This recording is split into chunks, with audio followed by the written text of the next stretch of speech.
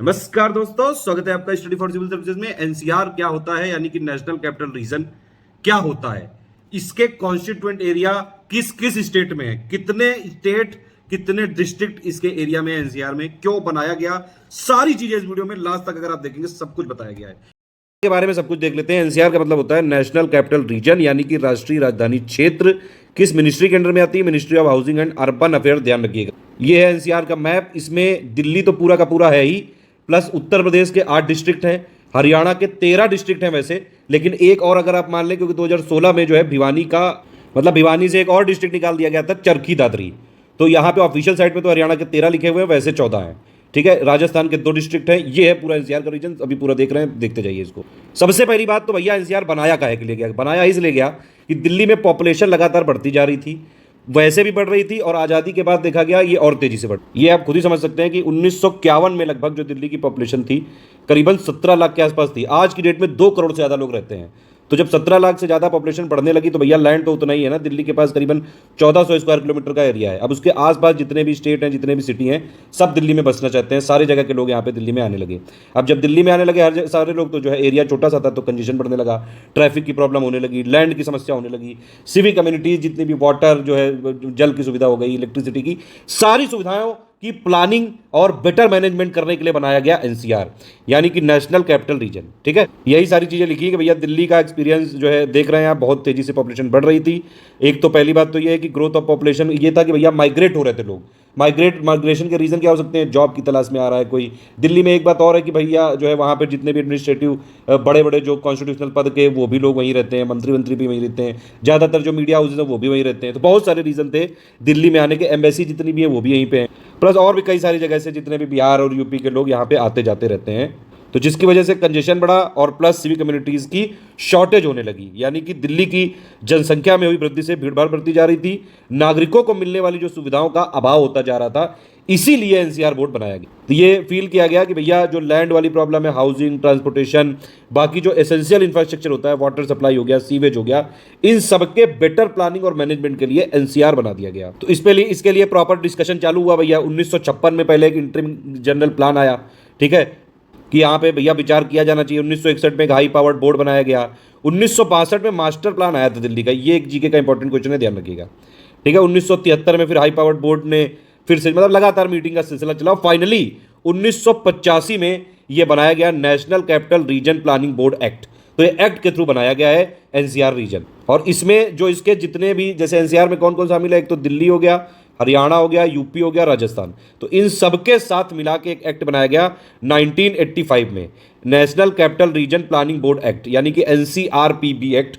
ये कब पास हुआ था? 1985 में। ये भी ध्यान रखिएगा, ये भी एक जीके का क्वेश्चन है। वही चीजें हिंदी में लिखी हुई है, इंग्लिश और हिंदी का कुकू मत करिएगा। इंग्लिश भी लिखा है, हिंदी में लिखा है, हिंदी में ही समझा रहे हैं, कोई फ्रेंच में नहीं बता रहे हैं। ठीक है, एनसीआर का औचित्य यही है कि भैया ये एक बहुत ही शानदार एग्जाम्पल है इंटर स्टेट रीजनिंग प्लानिंग और डेवलपमेंट का। इंटर स्टेट क्यों? क्योंकि भैया दिल्ली भी है यहाँ, हरियाणा भी है यहाँ, यूपी भी है यहाँ, और राजस्थान भी है यहाँ। समझ रहे हैं? ये ऑफिशियल साइट से डेटा लिया हुआ है ये। और ये सब प्लानिंग वानिंग किसके तहत होती है? एनसीआरपीबी एक्ट 1985 के तहत होती है, ताकि एक बैलेंस और हार्मोनाइज डेवलपमेंट किया जा सके पूरे रीजन का। एक तो दिल्ली का, प्लस उसके साथ जितने भी और डिस्ट्रिक्ट जुड़े हुए हैं एनसीआर सबका। समझ रहे हैं? तो संतुलित और सामंजस्यपूर्ण विकास को बढ़ावा देने के लिए और अव्यवस्थित विकास से बचने के महत्वपूर्ण औचित्य स्थापन से किया गया था इसका निर्माण, सॉरी मतलब गठन। ठीक है, तो इसलिए एनसीआर बनाया गया था। ठीक, अब इसके भैया कॉन्स्टिट्यूएंट एरिया कौन कौन से हैं? सॉरी माफी चाहूंगा, कॉन्स्टिट्यूएंट एरिया मतलब कि संगठक क्षेत्र कौन कौन से हैं? पहली बात तो एनसीआर का टोटल जो एरिया है वो कितना है? 55,083 स्क्वायर किलोमीटर है, ध्यान रखिएगा। Inter state reasoning planning, regional planning और डेवलपमेंट का ये एग्जांपल है। एनसीटी तो पूरा ही है, एनसीटी मतलब national capital territory of Delhi. ठीक है, दिल्ली तो पूरा ही है। देखिए, ये हरियाणा है और हरियाणा के 13 डिस्ट्रिक्ट हैं। ये 13 डिस्ट्रिक्ट एक्चुअली ऑफिशियल साइड में लिखे हुए हैं, लेकिन अगर आप प्रेजेंट पोजीशन देखेंगे तो प्रेजेंट पोजीशन में 14 हो चुके हैं ये। ठीक है, लेकिन आज भी ऑफिशियल साइड में अपडेट नहीं किया गया है। देख सकते हैं हरियाणा के फरीदाबाद, गुड़गांव, मेवात को अब नूह कहते हैं। ये 2016 में इसका नाम बदल दिया गया, तो वो भी यहाँ पे चेंज नहीं किया गया। हालांकि रोहतक, सोनीपत, रेवाड़ी, झज्जर, पानीपत, पलवाल, भिवानी। अब भिवानी से 2016 में चरखी दादरी काट दिया गया था। चरखी दादरी भी एनसीआर में है, ध्यान रखिएगा। ये यहाँ पे अपडेटेड नहीं है, ये मैं एकदम इन्फॉर्मेशन न्यूज से कलेक्ट करके बता रहा हूँ आपको। तो 14 है एक्चुअली में हरियाणा के डिस्ट्रिक्ट, लेकिन लिखा हुआ है ऑफिशियल में 13 ही। महेंद्रगढ़ हो गया, जिंद हो गया और करनाल हो गया, ठीक है। तो 14 डिस्ट्रिक्ट है हरियाणा के, वैसे जो ऑफिशियल साइड में 13 ही दिया हुआ है। 25,327 स्क्वायर किलोमीटर है, और ये कई सारी बुक छपती हैं, वो लोग भी अपडेट नहीं करते हैं ये, उनमें भी आपको 13 ही मिलेगा। ये मैं ही सिर्फ अपडेट करके देता हूँ, सिर्फ स्टडी फॉर सिविल सर्विस अपने डेटा को पूरा अपडेट करता है, इसीलिए आपको मिल पा रहा है। करीबन ये एनसीआर का 46% है। उत्तर प्रदेश के 8 जिले, ध्यान रखिए, मेरठ, गाजियाबाद, गौतम बुद्ध नगर, बुलंदशहर, बागपत, हापुड़, शामली और मुजफ्फरनगर, 8 डिस्ट्रिक्ट है। 14,826 स्क्वायर किलोमीटर एरिया, 27% के साथ। लेटेस्ट अभी जो जिला जुड़ा है वो उत्तर प्रदेश का शामली जुड़ा 2017 दिसंबर में। राजस्थान के 2 हैं, अलवर, भरतपुर, 13,447 स्क्वायर किलोमीटर, 24.4% है इसका कंट्रीब्यूशन एनसीआर के मतलब रीजन में। दिल्ली तो पूरा का पूरा है, 1483 स्क्वायर किलोमीटर का है, 2.69% के साथ, ठीक है। ये देख सकते हैं आप मैप, ये एक्चुअली अपडेटेड वाला मैप है, और ये वाला इनकी साइट पे जो दिया है वो वाला है। अब आप देखिए, इसमें भिवानी है सिर्फ, लेकिन यहाँ पे भिवानी प्लस चरखी दादरी भी है। यहाँ पे देखिए इसमें मेवात लिखा हुआ है, ये नू है जबकि, तो ये हरियाणा के 14 हैं एक्चुअली में, वैसे 13 ऑफिशियली लिखे हैं हर जगह। करनाल, जिंद, पानीपत, सोनीपत, रोहतक, भिवानी, चरखी दादरी, महेंद्रगढ़, रेवाड़ी, झज्जर, ठीक है, गुड़गांव, फरीदाबाद, पलवल, नू, ये 13 हो गए आपके हरियाणा के, प्लस ये चरखी दादरी भी ध्यान रखिएगा। यूपी के शामली, ये लेटेस्ट जुड़ा है 2017 में, मुजफ्फरनगर, बागपत, मेरठ, गाजियाबाद, हापुड़, बुलंदशहर और गौतम बुद्ध नगर। और राजस्थान के ये अलवर और भरतपुर, और दिल्ली तो पूरा का पूरा ही।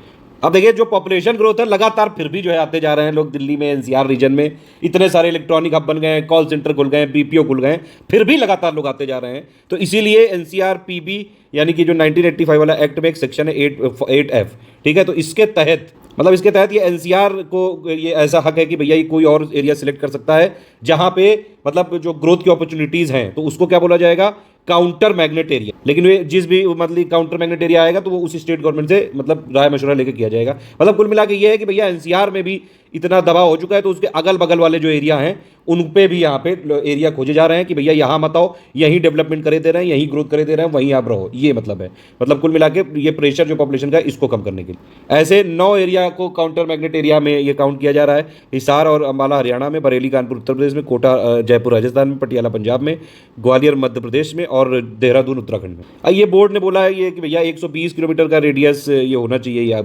प्लस ये कंसर्न जो स्टेट गवर्नमेंट होगा उसको बताया जाएगा। और क्राइटेरिया क्या है कि भैया उनका खुद का रूट्स होने चाहिए, वहाँ पे कोई पोटेंशियल होना चाहिए जॉब वॉब के लिए, कोई इंडस्ट्री होनी चाहिए, ये सारी चीज़ें। कोई रिलीजियस सेंटर नहीं होना चाहिए कि फालतू की कोई धर्म और ये सब की कुकू ना हो, प्लस कोई और स्ट्रेटेजिक और इन्वायरमेंटल इंपॉर्टेंस का नहीं होना चाहिए, ये सारी चीज़ें हैं। और ये जो काउंटर मैग्नेट सिटी होंगी इनको प्रायोरिटी मिलेगी फंड्स एलोकेशन में। ये आप देख सकते हैं, ये एक मैप दिया हुआ है, ये एनसीआर पूरा हो गया। अब इसके देखिए 100 किलोमीटर रेडियस हो गया, 150, 200, 250, 300, तो इसमें 9 ये सिटी हैं जो इनको काउंटर मैग्नेट एरिया में ये करा जा सकता है।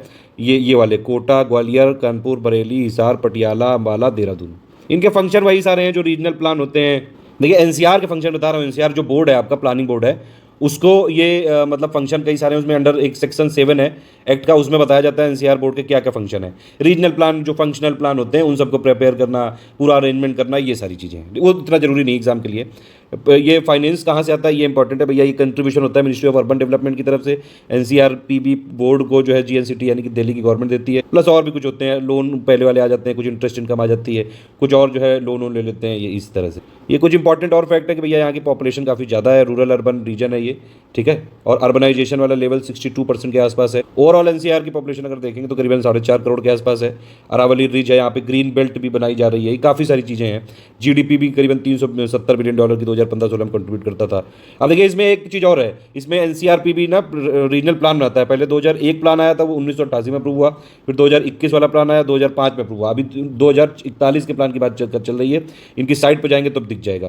अब देखिए ये क्या क्या जो है प्लानिंग में क्या क्या होता है भैया। टॉपिक 2001 में क्या क्या थे देखो, transport, communication, telecommunication, power, water supply, waste और sewerage, education, health, environment, housing, counter magnet area, ये भी था 2001 के प्लान में। 2021 में और जोड़ दिया गया social infrastructure, heritage, tourism, rural development और डिजास्टर मैनेजमेंट। यहाँ पे पॉपुलेशन के बारे में दिल्ली बहुत ज़्यादा जो है सन्नाम है कि यहाँ बहुत पॉपुलेशन होता है। वर्ल्ड की जो कुछ लार्जेस्ट मेट्रोपोलिस में है दिल्ली, बोला ये भी जा रहा है 2028 में टोक्यो को भी ये जो है सरपास कर देगा। लेकिन ज़्यादातर जो पॉपुलेशन होता है वो 51% तो इंडस्ट्रियल पॉपुलेशन है, 27% व्हीकल्स है, 8% जो वो सबसे बर्निंग कर देते हैं, ये पराली नहीं जला देते हैं, कई बार देखा होगा आपने, पूरे न्यूज़ में आने लगता है। इसीलिए great green wall of Aravalli में बना रहे हैं, ये भी एक चीज़ है। काफ़ी सारा यहाँ पे पॉल्यूशन भी यमुना में डाल देते हैं, तो यमुना नदी भी one of the most polluted river. अब 2 क्वेश्चन के आंसर आप जल्दी से बताइए कि दिल्ली के सीएम को कौन अपॉइंट करता है, पहला क्वेश्चन। दूसरा क्वेश्चन कि वर्ल्ड की मोस्ट पॉपुलेटेड सिटीज़ में दिल्ली का क्या स्थान है, और दूसरा एक और क्वेश्चन कि वर्ल्ड की मोस्ट पॉल्यूटेड यानी कि सबसे ज़्यादा दूषित शहरों में दिल्ली का क्या स्थान है, जल्दी से कमेंट करके बताइए।